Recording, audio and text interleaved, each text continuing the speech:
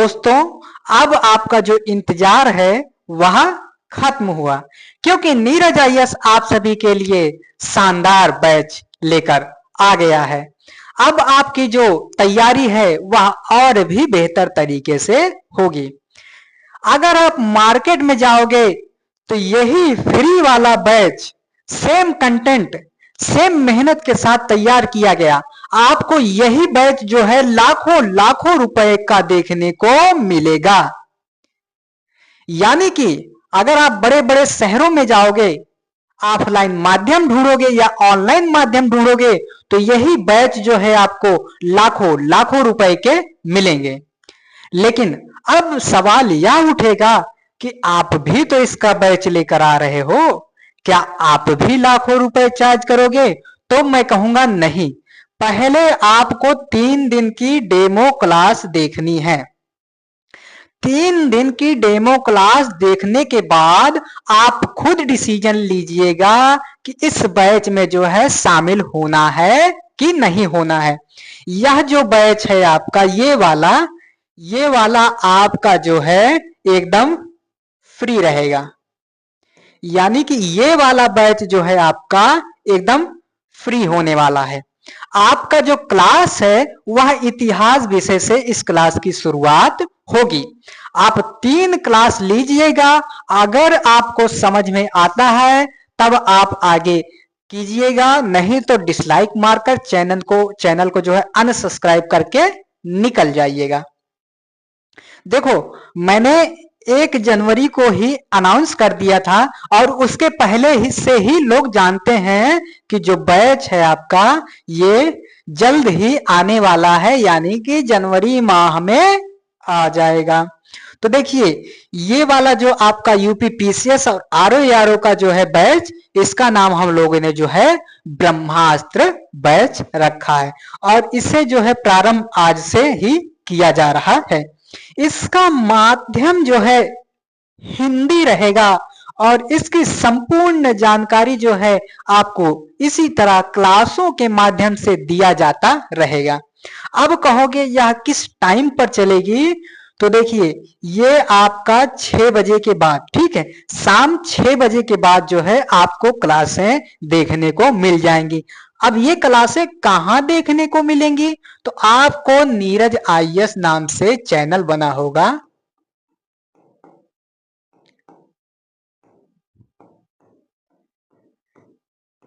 Neeraj IAS, यहां आप जाइएगा और YouTube पर जाइएगा, YouTube पर सर्च कीजिएगा और नीरज आईएएस आपको चैनल मिल जाएगा और वहीं आपको चैनल की सदस्यता ले लेनी है और वहीं आपको 6 बजे के आसपास यानी कि शाम को आपको ये क्लास देखने को मिल जाएगी।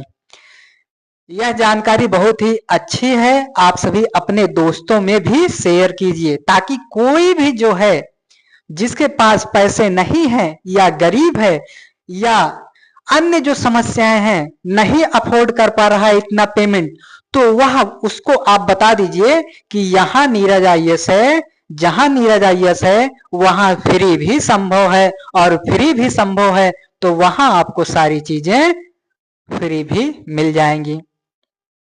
तो ये तो रहा हमारा बैच। अब आज से मैंने अनाउंस किया था कि इसकी जो है पहली क्लास आज से ही शुरू होगी, तो आप सभी इस भ्रम में होंगे, इस डाउट में होंगे कि किस विषय से इसकी शुरुआत की जाएगी। तो देखो, इसकी शुरुआत जो है हम लोग इसकी शुरुआत इतिहास विषय से करेंगे, ठीक है, इतिहास विषय से इसकी शुरुआत होगी। इसकी शुरुआत जो है आपकी इतिहास विषय से होगी। आप कहोगे इतिहास विषय से ही क्यों शुरुआत? तो इतिहास विषय से इसलिए शुरुआत कर रहे हैं कि आप चाहे पॉलिटी पढ़ोगे तो उसमें आप पॉलिटी जब पढ़ोगे तो उसमें आपका रहेगा संविधान का ऐतिहासिक विकास क्या था। आप वहीं अगर भूगोल पढ़ोगे तो आप जब पृथ्वी की उत्पत्ति आज पढ़ोगे तो उसका ऐतिहासिक परिदृश्य क्या था उसके बारे में जानोगे। और जब आप समाज शास्त्र पढ़ोगे तब भी वहां आप देखोगे कि प्राचीन कालीन समाज कैसे था, मध्यकालीन समाज कैसे था, आधुनिक समाज कैसे है, वर्तमान का समाज कैसे है। वहां भी आपको इतिहास विषय देखने को मिलेगा। फिर आप अगर आईआर पढ़ोगे यानी कि अंतरराष्ट्रीय संबंध पढ़ोगे, तो जैसे भारत और चाइना का जो संबंध है वह पहले कैसा था और अब कैसे है, उसका ऐतिहासिक परिदृश्य आपको देखने को मिलेगा। आप जैसे करंट अफेयर ही उठा लीजिए, जब करंट अफेयर आप उठाएंगे तो उसमें कोई चीज अगर करंट में आता है तो उसको आप इतिहास से जोड़कर ही पढ़ाई करेंगे। यानी कि हम यह कह सकते हैं कि इतिहास विषय जो है सभी विषयों में आपको देखने को मिलेगा। इसलिए हम हो सकता है कि मदर ऑफ सब्जेक्ट इसे कह सकते हैं। यानी कि इतिहास विषय जो है सभी विषयों की जननी है, इतना हम कह सकते हैं। यह चीज हमें अगर कह देते हैं तो कोई गलत नहीं है। चाहे आप अगर हिंदी ही पढ़िए, हिंदी विषय को ही उठा लीजिए, तो उसमें भी आपको ऐतिहासिकता जो है झलकेगी। अगर आप मान लो संस्कृत विषय भी उठाते हैं तो उसमें भी आपको जो है ऐतिहासिकता झलकेगी। अब देखिए इतिहास विषय को लेकर जो है बच्चों के मन में क्या क्या डाउट आते हैं। यानी कि उसके मन में आ रहा है कि इतिहास जो है एकदम कठिन विषय है, बोरिंग विषय है, उबाऊ लगने वाला विषय है। तो उबाऊ क्यों लगता है? उबाऊ इसलिए लगता है कि विद्यार्थी ने जो है चाहे उसका 12th लेवल हो, 9th लेवल हो या ग्रेजुएशन लेवल हो, तो वहां उसने या तो सही से इतिहास विषय की पढ़ाई नहीं की है या उसके हाथ जो है कोई ऐसी बुक लग गई है, कोई ऐसी पुस्तक लग गई है जिसमें केवल फैक्ट फैक्ट फैक्ट बोरा भरा हो फैक्ट से, वह उसके हाथ लग गई हो, या उसको ऐसा कोई टीचर मिला हो जिसको इतिहास के बारे में कुछ भी नहीं पता, लेकिन फिर भी वह इतिहास में एक तरफ से कहानी किस्सा रटाता चला जाए, यानी कि फैक्ट फैक्ट रटा रहा है। तो इस तरीके से भी इतिहास जो है आपको बोरिंग लग सकती है। तो अब तक हमने देखा कि इतिहास का संबंध जो है लगभग सभी विषयों से है। और इतिहास बच्चों को क्यों कठिन लगती है? क्योंकि उन्होंने सही से या तो इसकी पढ़ाई नहीं की होती या उनको कोई ऐसा मास्टर मिल जाता है, कोई ऐसा टीचर मिल जाता है जिसने खुद तो नहीं पढ़ा है लेकिन बच्चों को जो है फैक्ट फैक्ट फैक्ट फैक्ट रटा देता है। तो इस तरीके से भी आपको चीजें बोरिंग लगेंगी। अब कहोगे कि आप इतना सबका बुराई कर रहे हो, आप किस तरीके से पढ़ाओगे? तो इन 3 क्लासों में आप मेरे साथ जुड़े रहना, कक्षाओं को देखना और चीजों को बताने का तरीका समझना और कैसे कैसे क्वेश्चन कहां कहां से बनते हैं ये सारा चीज देखना। और उसके बाद जैसे कोई बड़ी कोचिंग हो, बड़ा संस्थान हो, लाखों लाखों रुपए ले रही हो, उससे मिलान करना इस कंटेंट को, फिर उसके बाद मेरे पास आना और उसके बाद बताना। ये चीजें हो गई। देखो इतिहास को पढ़ने के लिए सबसे पहले हमें उसको कई भागों में बांट देना चाहिए सुविधा के अनुसार, ताकि हम एक एक खंड को लेकर आसानी से आगे बढ़ सकें। तो हमने इतना जान लिया, इसके बाद हम जो है इतिहास को कई भागों में डिवाइड कर देंगे। डिवाइड करने के बाद ही पढ़ेंगे, नहीं तो वही तथ्य का बोरा जो है आप अपनी नोट्स वगैरह में भर लोगे और वही तथ्य, वही जो है बोरा आपको जो है एकदम कुलीगिरी बना देगी, ठीक है, कुली की तरह बना देगी, और आप वही जो है पीडीएफ कलेक्टर वगैरह बनते रहोगे, रियल लाइफ के कलेक्टर जो है कभी नहीं बन पाओगे। तो आइए हम देखते हैं कि इतिहास को हम किस तरीके से पढ़ने वाले हैं। तो आप चाहे यूपीएससी उठा लीजिए, पीसीएस उठा लीजिए, आरओ उठा लीजिए, मैं तीनों को मिलाकर ही आपका जो है ये इतिहास पढ़ाऊंगा। उसमें भी कैसे पढ़ाऊंगा? तो देखो सबसे पहले मैं आपको प्राचीन इतिहास पढ़ाऊंगा, ठीक है, प्राचीन भारतीय इतिहास, फिर मध्यकालीन भारतीय इतिहास, ठीक है, मध्यकालीन।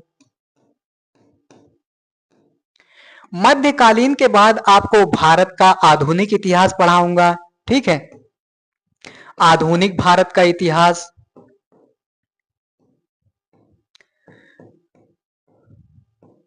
आधुनिक भारत का इतिहास, ठीक है, आधुनिक भारत का इतिहास। फिर उसके बाद आपको आजादी के बाद का भारत पढ़ाऊंगा। ठीक है, आजादी के बाद का, आजादी के बाद का भारत जब मैं पढ़ा दूंगा, फिर उसके बाद मैं आपका आर्ट एंड कल्चर पढ़ाऊंगा। ठीक है, आर्ट एंड कल्चर का पोर्शन जो रहता है आपका, उसको पढ़ाऊंगा। उसके बाद जो आपका एक खंड और रहता है विश्व का इतिहास,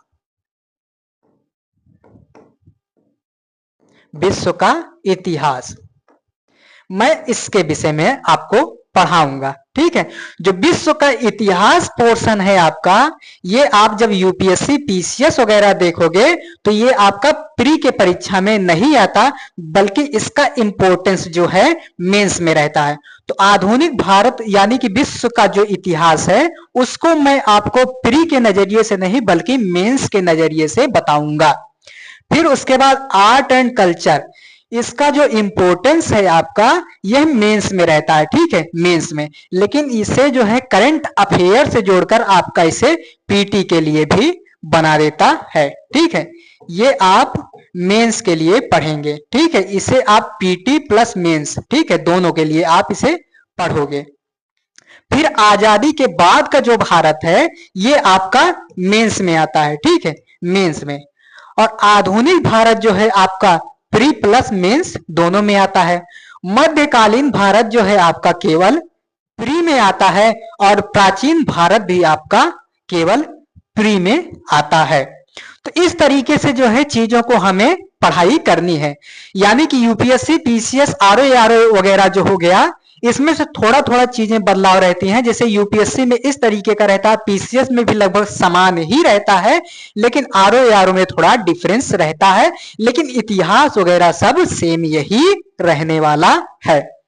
यानी कि प्राचीन इतिहास जो है आपकी प्री यानी कि प्रारंभिक परीक्षा में पूछा जाता है, और उसके बाद जो मध्यकालीन भारत का इतिहास है, वह भी आपका केवल प्री में ही पूछा जाता है। और आधुनिक भारत का जो इतिहास है, वह आपका प्री प्लस मेंस दोनों में पूछा जाता है।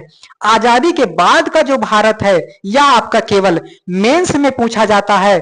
आर्ट एंड कल्चर जो है आपका, ये करंट अफेयर से जोड़कर आपका प्री प्लस मेंस दोनों में पूछ लिया जाता है। जबकि विश्व का इतिहास जो है आपका केवल और केवल मेंस में पूछा जाता है। ठीक है, इतना चीजें आशा करता हूं आपको समझ में आ गई होंगी। जब इतना आप समझ लेते हैं कि ये चीजें जो हैं यहां यहां पूछी जाती हैं, इस तरीके से पूछी जाती हैं, ये चीजें हो गई आपकी। इसके बाद अब हम लोग आगे बढ़ेंगे।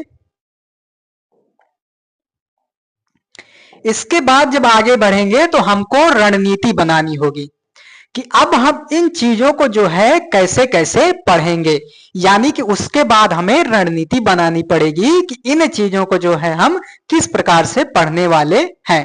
तो सबसे पहले जो है हम लोग प्राचीन भारत का इतिहास पढ़ेंगे, लेकिन उससे पहले यह जो रणनीति है आपकी, यह हर जगह काम आने वाली है। यानी कि इस रणनीति को आप पूरे परीक्षा में अप्लाई कीजिएगा, चाहे आप किसी अन्य परीक्षा की भी तैयारी कीजिएगा, तो इस जो रणनीति को है जरूर अप्लाई कीजिएगा। इसे जरूर मैं अप्लाई करने के लिए इसलिए कह रहा हूं क्योंकि यह रणनीति जो है आपके बहुत ही काम आने वाली है। देखिए, रणनीति में सबसे पहले हम लोग देखेंगे पाठ्यक्रम। ठीक है, पाठ्यक्रम। पाठ्यक्रम देखने से हमें यह अंदाजा लग जाता है कि हमें क्या चीजें पढ़ना है। ठीक है, जैसे ही हम पाठ्यक्रम देखते हैं तो हमें पता चल जाता है कि इस खंड से ये चीजें पढ़ना है। तो ये आपका जो है इसकी समझ होनी चाहिए। ठीक है, समझ हो। ठीक है, पाठ्यक्रम जो है इसकी समझ होनी चाहिए। यानी कि आप किसी भी चीज की तैयारी करो तो आपको जो उसका पाठ्यक्रम है उसको पता होना चाहिए कि ये चीजें जो है हमें पढ़ना है, इसके अलावा कुछ भी नहीं पढ़ना है। तो सबसे पहले जो है आपको पाठ्यक्रम देखना है। पाठ्यक्रम देखने के बाद ही आप यह डिसीजन लीजिएगा कि यह तैयारी जो है मुझे करनी चाहिए कि नहीं करनी चाहिए, या इस तैयारी को मुझे छोड़ देना चाहिए। इस तरीके से जब आप करते हो, पाठ्यक्रम की जो है आपको समझ होनी चाहिए, पाठ्यक्रम के बारे में आपको पता होना चाहिए। फिर उसके बाद आपका आता है टाइम मैनेजमेंट। ठीक है, टाइम मैनेजमेंट यानी कि टाइम को जो है आपको कैसे मैनेज करना है, इसका उपयोग कैसे करना है।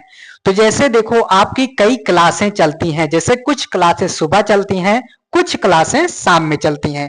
तो आपको क्लासों के लिए जो है 2-2 घंटे सुबह शाम में निकाल लेना है। तो इस तरीके से आपका देखोगे तो यहां 2 और यहां 2 बराबर आपका 4 घंटे ये हो गया।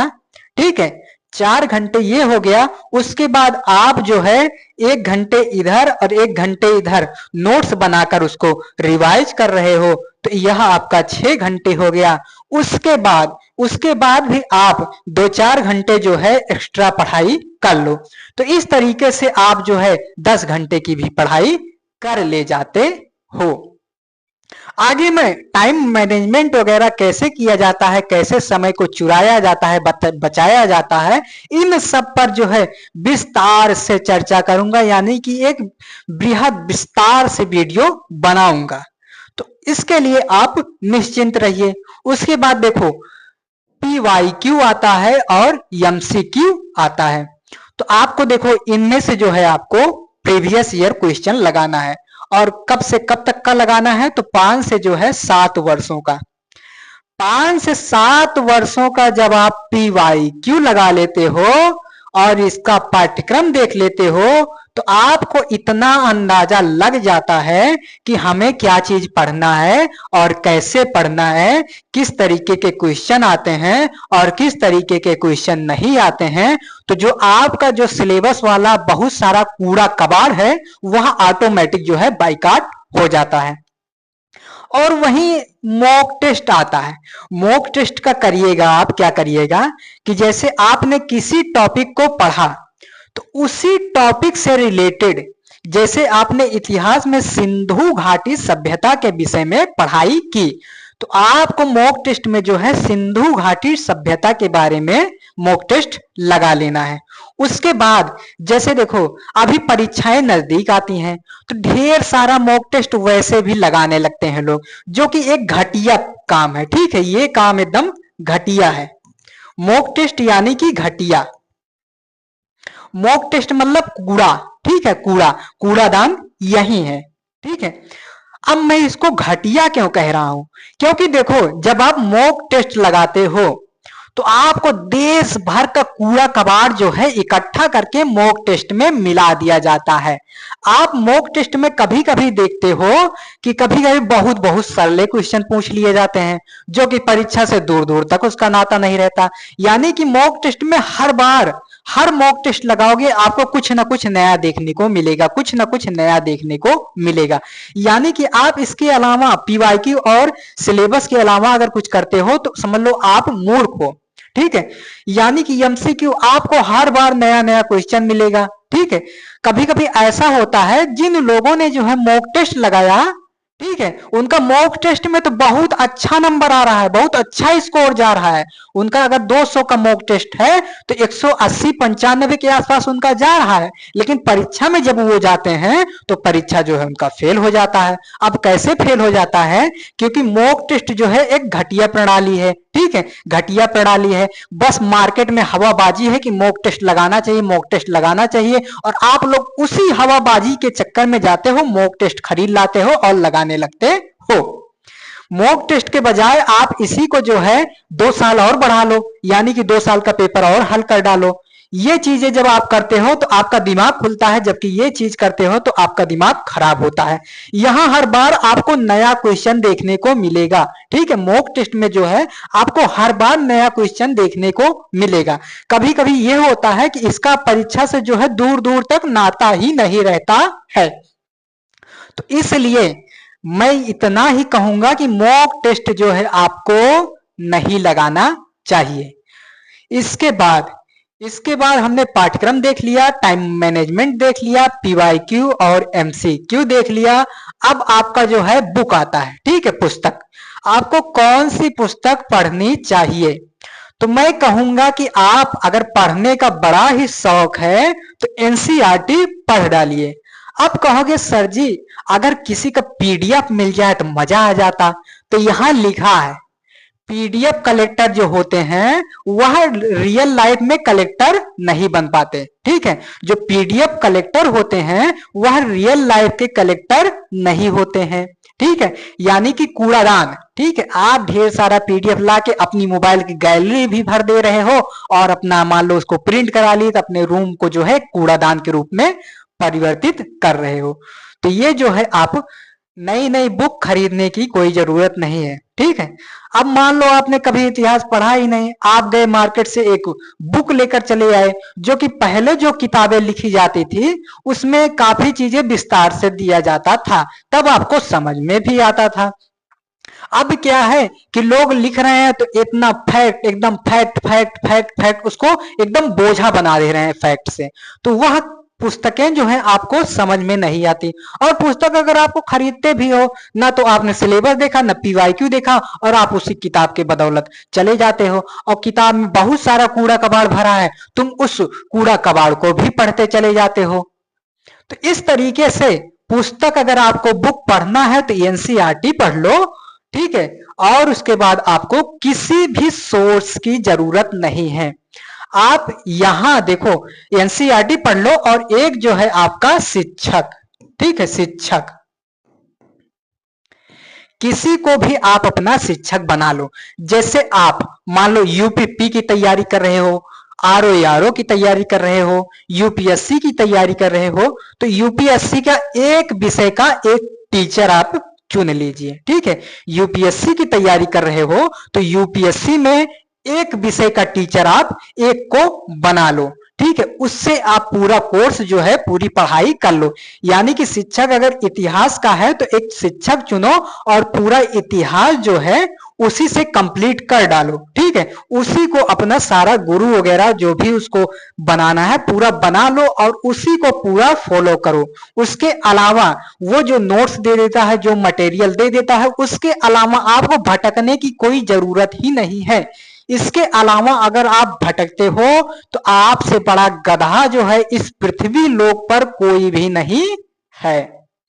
ये तो हो गया ये चीज। उसके बाद देखो अभी मैं और भी चीजें जो है आपको बताऊंगा। तो देखो अब जो है हम लोग शुरू करेंगे अपनी क्लास को। अब देखिए जैसे मैं आपको प्राचीन भारत का इतिहास पढ़ाऊंगा, ठीक है। जैसे मैं आपको प्राचीन भारत का इतिहास पढ़ाऊंगा,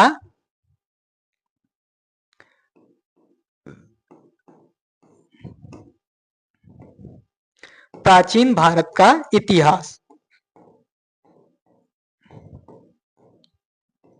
जैसे मैं आप सभी को प्राचीन भारत का इतिहास पढ़ाऊंगा तो सबसे पहले उसमें तो ये जान लेना जरूरी है आपको कि मुझे कौन कौन सा टॉपिक जो है पढ़ना है, ठीक है। जैसे ही आप शुरू करते हो कि हमें इस चीज की पढ़ाई करनी है तो उतना चीज जितना मैंने पहले बता दिया, उसके बाद जो है आपको टॉपिक ढूंढना है कि मुझे उस परीक्षा के लिए जो है कितने टॉपिक यानी कितने डायमेंशन से जो है गुजरना होगा। तो इसमें सबसे पहले आप पढ़ेंगे इतिहास के कुछ कालखंड, ठीक है। इतिहास के कुछ कालखंड,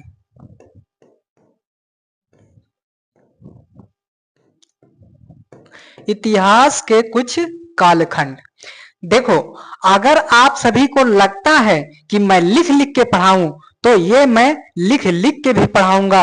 अगर आपको लगता है कि पीपीटी लाया जाए तो मैं पीपीटी भी लेकर आऊंगा। ठीक है, ये चीजें आप कमेंट में जरूर बता दीजिएगा कि आप इस तरीके से पढ़ना पसंद करेंगे या पीपीटी से, तो मैं बेहतर तरीके से लेकर और चीजें आने का प्रयास करूंगा। फिर उसके बाद जब इस खंड को हम लोग देख लेते हैं तो इसके बाद हम लोग देखेंगे जो है आपका मानव का उद्भव और विकास।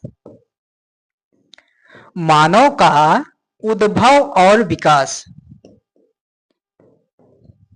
मानव का उद्भव और विकास। मानव का उद्भव और विकास। जब इस टॉपिक को हम लोग पढ़ लेते हैं तो इसके बाद जो है हम लोग पाषाण काल पढ़ेंगे। ठीक है, पाषाण काल यानी कि देखो जब इतना हम लोग पढ़ लेते हैं तो इसके बाद जो है हम लोग पाषाण काल पढ़ेंगे और पाषाण काल के बाद ही सिंधु घाटी सभ्यता पढ़ेंगे। ठीक है, सिंधु घाटी सभ्यता। सिंधु घाटी सभ्यता।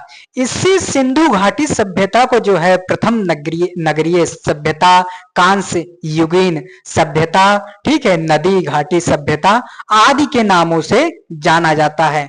जब मैं पाषाण काल आपको पढ़ाऊंगा तो इसमें पूरा पाषाण काल, मध्य पाषाण काल और नव पाषाण काल की भी जानकारी दूंगा तथा इसके जो महत्वपूर्ण स्थल हैं केवल उसी को ही फोकस किया जाएगा।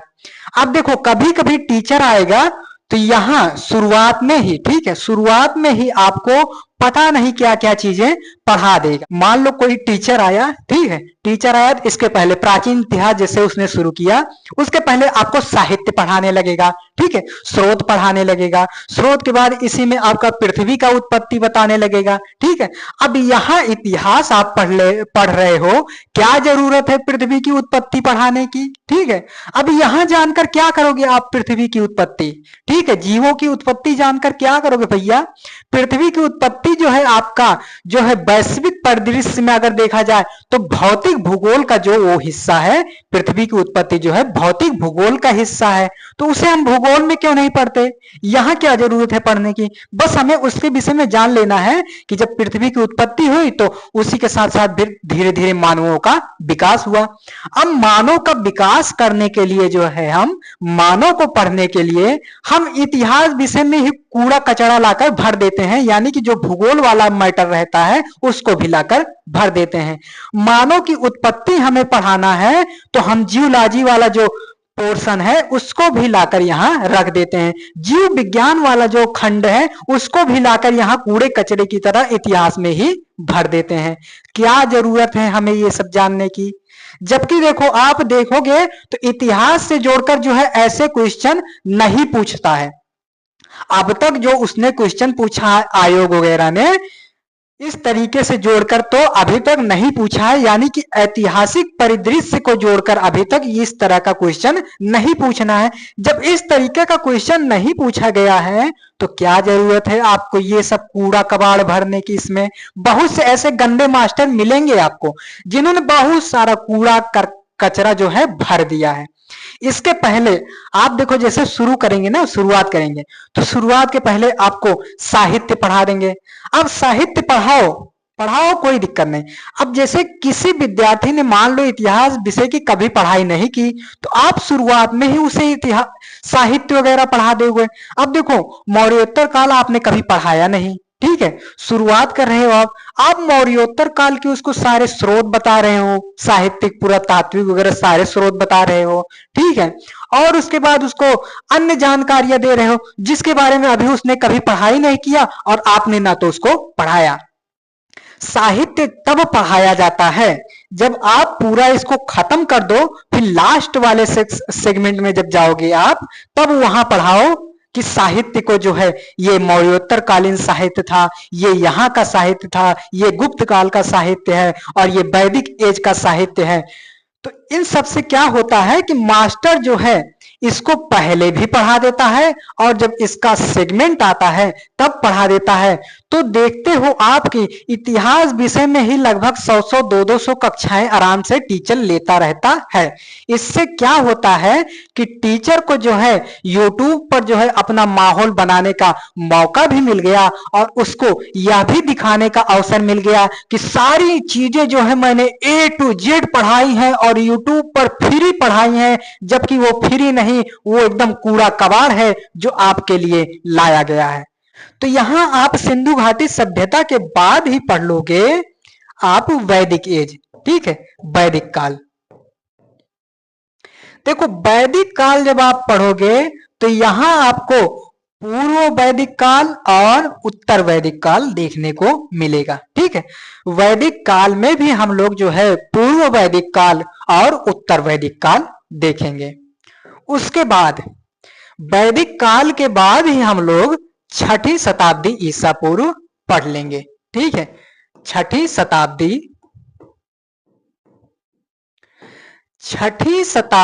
ईसा पूर्व, ठीक है। अब कहोगे आप जो है इतना कराने के बाद बौद्ध और जैन तथा जो अन्य धर्म वाले हैं उनको कब पढ़ाओगे? तो इसी में जो है आपका उपखंड के रूप में, ठीक है, यहां उपखंड के रूप में आप पढ़ लेंगे, ठीक है। यहां आप ब्राह्मण पढ़ लेंगे, ठीक है, ब्राह्मण धर्म, और यहां आप पढ़ेंगे श्रमण। तो यहां ब्राह्मण में जो है आपका वेद उपनिषद, ठीक है, ये सारी चीजें जैसे आपका है ये सारी चीजें मिलेंगी। और जो श्रमण धर्म है यहां आपको जो है बौद्ध और जैन देखने को मिलेगा, ठीक है। यहां हम बौद्ध पढ़ लेंगे और जैन पढ़ लेंगे। यहां हम लोग जैसे वेद वगैरह हो गया तो इसके विषय में जानकारी ले लेंगे। जब इतना कर लेंगे हम लोग तो यहां हम लोग अब पढ़ेंगे मौर्य काल, ठीक है, मौर्य काल। मौर्य के बाद हम लोग मौर्योत्तर पढ़ लेंगे, ठीक है, मौर्योत्तर पढ़ लेंगे। फिर यहां हम लोग जो है गुप्त पढ़ लेंगे और गुप्तोत्तर पढ़ लेंगे, ठीक है, गुप्तोत्तर। गुप्त के बाद गुप्तोत्तर। अब कहोगे गुरुजी आपने जो है बहुत सारी चीजें जो है छोड़ दी हैं, यानी कि काफी चीजें जो है आपने स्किप कर दी हैं, नहीं बताई हैं। तो वह सारी चीजें जो है आपको जहां जरूरत पड़ेगी वहां बताया जाएगा, ठीक है। जैसे यहां आप देखोगे तो यहां आपको संगम पढ़ने को मिलेगा, ठीक है। इसके बाद आप संगम पढ़ोगे। संगम में जब आप देखोगे तो चोल है, चेर है, पांड्य है, तो यहां देखने को मिलेगा। उसके बाद जब ये गुप्तोत्तर काल आप पढ़ोगे तो इसी गुप्तोत्तर काल को जो है मैं आपको पूर्व मध्य काल से जोड़कर पढ़ा दूंगा, यानी गजनबी के आक्रमण वगैरह तक मैं इसको पढ़ा दूंगा। यानी इसी गुप्तोत्तर काल को जो है पूर्व मध्य काल से जोड़कर पढ़ा जाता है, ठीक है। यानी कि यह जो है इसका संबंध जो है पूर्व मध्य काल तक यानी मध्यकालीन भारतीय इतिहास तक इसका संबंध है। तो जब मैं इस टॉपिक को पढ़ाऊंगा यानी गुप्तोत्तर काल पढ़ाऊंगा तो वहां आपको बहुत सारा चीजें बताऊंगा। जैसे गजनबी वगैरह का आक्रमण जब होता है तो ये सारी चीजें जो है यही बता दूंगा। और आपका जैसे गुर्जर, राष्ट्रकूट, प्रतिहार यानी त्रिपक्षीय संघर्ष वगैरह, और बादामी के चालक कलचुरी वगैरह जितने भी आते हैं, जितने भी क्षेत्रीय उस समय उभरे थे, उन सब के बारे में भी मैं यहाँ आपको जानकारी दे दूंगा यानी गुप्तोत्तर के बाद। तो इस तरीके से जब आपका सिलेबस डिफाइन हो जाता है, सिलेबस बट जाता है, तब मैं आपसे कहूंगा कि हम लोग पढ़ेंगे इतिहास के कुछ कालखंड, ठीक है। यानी कि इतिहास के कुछ कालखंड। इतिहास को जो है हम लोग 3 भागों में बांटेंगे, ठीक है।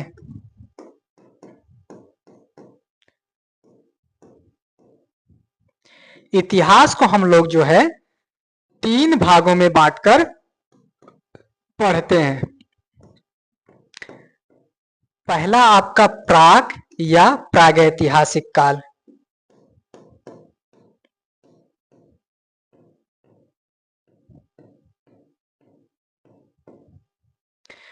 प्राक या प्रागैतिहासिक काल। उसके बाद आप देखेंगे आद्य ऐतिहासिक काल। ठीक है, आप देखेंगे आद्य ऐतिहासिक काल। आद्य ऐतिहासिक काल के बाद आप देखेंगे कि ऐतिहासिक काल।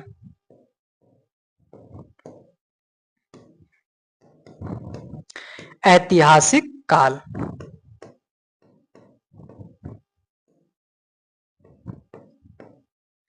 ऐतिहासिक काल। आपको चीजें जो है इस तरीके से जो है पढ़ाई करनी है। इस तरीके से जब चीजों को आप करेंगे तो आप पाएंगे कि आपकी तैयारी भी बेहतर हो रही है और आपका जो सिलेबस दिया है, आपका जो PYQ बन रहा है, उन सब पर जो है आपकी कमांड जो है बनी हुई है। ठीक है, जैसे प्राक इतिहास की बात करेंगे, आद्य इतिहास की बात करेंगे और ऐतिहासिक कालखंड के विषय में जानकारी लेंगे। तो प्राक इतिहास के अंतर्गत जो है यहां आप देखेंगे तो यहां पाएंगे आपका पाषाण काल आता है। ठीक है, यहां पाषाण काल, यहां आप पाषाण काल देखेंगे और यहां आप मैंने लिखाया था सिंधु घाटी सभ्यता। ठीक है, सिंधु घाटी सभ्यता। फिर उसके बाद यहां आप वैदिक एज से लेकर वैदिक काल से लेकर अब तक। ठीक है, यहां आप वैदिक काल से लेकर अब तक को जो है ऐतिहासिक कालखंड के अंतर्गत रखा जाता है। यहां देखो, यहां आपको क्या करना है कि यहां जो है आपके जो साहित्यिक स्रोत हैं उनको प्राप्त नहीं किया गया है। यहां आपका जो है पुरातात्विक स्रोत मिला है। ठीक है, पुरातात्विक, यहां आपको जो है पुरातात्विक, यानी कि इस कालखंड की जानकारी जो है आपको केवल और केवल पुरातात्विक स्रोतों से ही प्राप्त हो रही है। यहां देखो, यहां पुरातात्विक स्रोत भी है और लिखित स्रोत भी है, यानी कि दोनों स्रोत है यहां। यहां आपको आद्य ऐतिहासिक काल में जो है, ठीक है, आद्य ऐतिहासिक काल में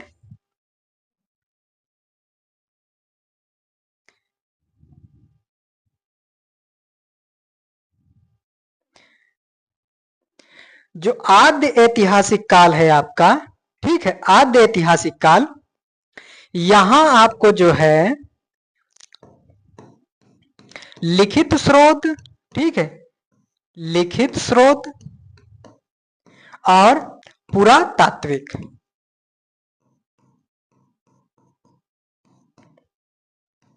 यहां जो है आपका आद्य ऐतिहासिक काल जो है, यहां आपको लिखित स्रोत भी मिल रहा है और पुरातात्विक स्रोत भी मिल रहा है, लेकिन लिखित स्रोत को जो है अभी तक पढ़ा ना गया है। यानी कि जिस स्रोत को अभी तक पढ़ा ना गया हो और केवल उपयोग जो है उस कालखंड को जानने के लिए पुरातात्विक स्रोत का ही किया जाता हो, ऐसे कालखंड को जो है आद्य ऐतिहासिक काल कहते हैं।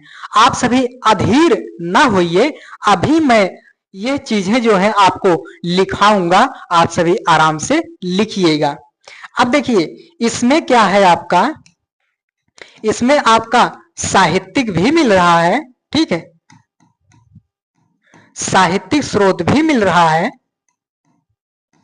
और यहां आपका जो है पुरातात्विक स्रोत भी मिल रहा है। ठीक है, साहित्यिक और पुरातात्विक दोनों स्रोत उपलब्ध भी हैं और उनका बकायदा जो है पूरी तरह से उपयोग भी किया जा रहा है। तो इस तरीके से चीजें आपको देखनी है। अब देखो यहां आप क्या करेंगे, प्राक ऐतिहासिक काल में आप लिखिएगा जिस कालखंड की जानकारी हमें, जिस कालखंड की जानकारी हमें केवल पाषाण उपकरणों से प्राप्त हो, जिस कालखंड की जानकारी हमें केवल उसके पाषाण उपकरणों से प्राप्त हो, उसे प्राक ऐतिहासिक काल कहते हैं। ठीक है, परिभाषा नंबर 1 हो गई। इसी की एक परिभाषा और लिख लीजिए, लिखिए जिस कालखंड का इतिहास हमें केवल पुरातात्विक स्रोतों के आधार पर ही प्राप्त होता है, उसे हम प्रागैतिहासिक काल कहते हैं। इसमें आप लोग लिखेंगे कि इतिहास का वह कालखंड, इतिहास का वह कालखंड जिसकी जानकारी, इतिहास का वह कालखंड जिसकी जानकारी हमें केवल पुरातात्विक स्रोतों से ही प्राप्त हो, केवल पुरातात्विक स्रोतों से ही प्राप्त हो, किंतु वहां लिखित स्रोत भी उपलब्ध हो और उसका जो है विकूटन ना किया गया हो, अर्थात लिखित स्रोत को जो है पढ़ा ना गया हो। ठीक है, ये हो जाएगा। और इसको लिखेंगे ऐतिहासिक काल को, कि इतिहास का वह कालखंड, लिखिए इतिहास का वह कालखंड जिसकी जानकारी हमें, इतिहास का वह कालखंड जिसकी जानकारी हमें साहित्यिक और पुरातात्विक दोनों स्रोतों से प्राप्त हो। ऐसे कालखंड को हम ऐतिहासिक कालखंड की संज्ञा देते हैं। ऐसे कालखंड को हम ऐतिहासिक कालखंड की संज्ञा देते हैं। इसके अंतर्गत वैदिक काल से लेकर अब तक का कालखंड शामिल किया जाता है। इन सब में भी एक एक पॉइंट और बढ़ा लीजिए कि इसके अंतर्गत हम सिंधु घाटी सभ्यता को देखते हैं, इसके अंतर्गत हम पाषाण काल को रखते हैं या देखते हैं। तो इस तरीके से जो है चीजें आपकी चलनी हैं। इसके पहले देखो मैंने कुछ ही लाइनों में, कुछ ही जो है चार्ट के माध्यम से आपको काफी बेहतर तरीके से चीजों को बता दिया। अब ये जो है इतिहास की जो है शुरुआत हो गई। काफी बच्चों को यह दिक्कत आती है कि इतिहास पढ़ते हैं हम, इतिहास की शुरुआत हमें कैसे करनी है, किस तरीके से करनी है, यही फेलियर सबसे पहला उनके मन में आता है। जैसे बहुत से हमारे मार्केट में टीचर होंगे, बहुत अच्छे अच्छे भी टीचर होंगे, और कुछ मार्केट में जो है एकदम गंदे टीचर होंगे। जो गंदे टीचर होंगे वह इससे पहले आपको बहुत सारा कूड़ा कबाड़ जो है, कूड़ा करकट पढ़ा देंगे, जो कि आपके जो है किसी काम के नहीं आता, या जो है बच्चों के मन में जो है एक बोरियत फील करता है, और इतिहास से उन्हें प्रेम के बजाय जो है इतिहास से जो है उन्हें बोरियत फील कराता है, यानी नफरत पैदा करता है इतिहास को लेकर। तभी तो बच्चे कहते हैं कि हिस्ट्री बड़ी बेवफा है, शाम को पढ़ा और सुबह सफा है। तो ये जो पॉइंट निकल के आती है बच्चों के मन में, या यहीं से आती है, क्योंकि उनको जब शुरुआती लेवल पर पढ़ाया जाता है तो उनको चीजें जो है, अभी उस बच्चे ने जो है ना तो गुप्त काल के बारे में जाना, ना चोलों के बारे में जाना, ना मौर्यों के बारे में जाना, और ना साहित्यिक स्रोतों के यानी कि ना अभी साहित्य आदि, जैसे जैन धर्म हो गया, बौद्ध धर्म हो गया, उनके साहित्यों के बारे में उसको अभी पता नहीं है, यानी कि उसने अभी उस कालखंड को, उस चीज को पढ़ा नहीं है। जब उसने कभी उस चीज की पढ़ाई नहीं की है और आप शुरुआत में ही वही चीज लाकर दे दोगे उसे, यानी कि भूगोल उसने अभी नहीं पढ़ा, वह केवल इतिहास पढ़ना चाह रहा है, और आप उसे पृथ्वी की उत्पत्ति पढ़ा रहे हो, ठीक है, पृथ्वी का विकास पढ़ा रहे हो, जीवों की उत्पत्ति, जीवों का विकास पढ़ा रहे हो, तो इस सिचुएशन में जो है बच्चा इतिहास को छोड़कर जो है भाग जाता है, और लोगों में यही शिकायत करता रहता है कि इतिहास विषय जो है एकदम घटिया विषय है, उबाऊ विषय है, तथ्यों वाला विषय है, उसमें रटना पड़ता है तथ्यों को। तो इस वजह से कहीं ना कहीं कुछ हमारे टीचर हैं जो इतिहास को बोरा बना देते हैं, इतिहास को बोरियत फील कराने वाला विषय बना देते हैं।